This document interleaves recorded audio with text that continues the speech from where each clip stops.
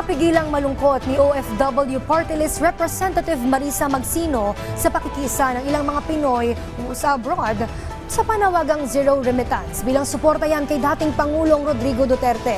Samantala kung may ilan naman na approve, marami rin ang mas inuna ang kapakanan ng kanilang pamilya kumpara sa politika. Ang detalye sa Balitang Pambansa ni Divina De La Torre ng IBC 13. Mismong ilang sa mga kababayan nating overseas Filipino workers ang hindi sang-ayon sa panawagan ng ilang mga Pinoy sa ibang bansa tungkol sa zero remittance o huwag daw muna magpadala ng pera sa kanilang pamilya sa Pilipinas. Ang panawagang yan, ideya ng mga taga-suporta ni dating Pangulong Rodrigo Duterte bilang bahagi raw ng pagtutol nila sa pag-aresto ng ICC sa dating Pangulo.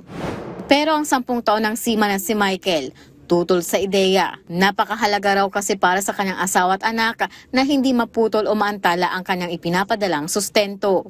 Kaya ka po nagtatrabaho sa ibang bansa, pamilyado ka. So kahit naman siguro hindi pamilyado Dahil ka po nagtatrabaho sa ibang bansa para po may tustos sa pamilya mo. Sabi naman ni Dane na 2 taon ng admin assistant sa isang healthcare company sa Amerika, mas kinakailangang unahin ang kapakanan ng pamilya kaysa sa ganitong issue sa politika. Ang magsasuffer, di ba, syempre yung mga padadalan yung mga nakakatanggap ng remittance.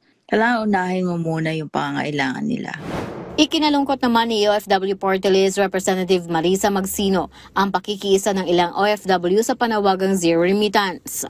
Nalulungkot tayo dahil siyempre I understand yung concerns of our kababayans regarding yung mga recent political developments natin. Ino-acknowledge natin yung sentiments nila pero kinakailangan pa rin i-prioritize nila ang kanilang family welfare. Naniniwala rin si Magsino na mayroong tamang lugar at pagkakataon para sa mga OFW na ipakita ang kanilang suporta sa kanilang mga pinaniniwalaan at hindi ang tuluyang pagtanggal ng remittance support para sa kanilang mahal sa buhay sa Pilipinas. Mula sa IBC News, Divina De La Torre para sa Balitang Pambansa.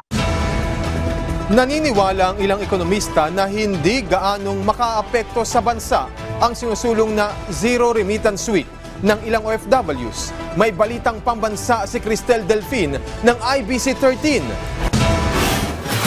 Mahalaga ang ambag ng OFW remittances sa ekonomiya ng bansa. Batay sa mga tala, nasa 10% ang ambag nito sa ating gross domestic product o GDP taon-taon. Katumbas ito ng $38 billion remittances sa bansa. Gayunpaman, binigyang diin ng isang ekonomista na hindi makakaapekto ng malaki ang isinusulong na zero remittance week ng ilan. Postponement lang yan. After 1 week, balik yung remittances. Baka doblehin pa kasi nag-postpone ka na isang week, hahabol ka ng konti. Ewan. Pero ganun yun. Kaya ang babala niya, mas magiging problema raw ito ng mga pamilya ng OFW na posibleng maapektuhan ng hindi pagpapadala ng sustento ng kanilang mga kaanak na nasa abroad. Pamilya nila ang maapektuhan, hindi naman yung yung taong gusto ayaw nila or yung taong gusto nilang pansinin sila. Bagamat hindi hahadlangan ng Malacanang ang ganitong pagkilos, may panawagan naman sila sa publiko, lalo na sa mga OFWs. Wala po tayong hahadlangan kung ano man ang kagustuhan nila. Pero muli, tayo ay mananawagan sa mga OFWs, ang gobyerno po ay hindi nyo po kalaban. Kami po ay kakampi, dapat lamang po na magmatsyag at alamin kung ano ang fake news at ano ang katotohanan. Inaasahang maraming OFWs ang pipiliing hindi makilahok dito dahil sa magiging epekto nito sa kani-kanilang pamilyang nandito sa bansa.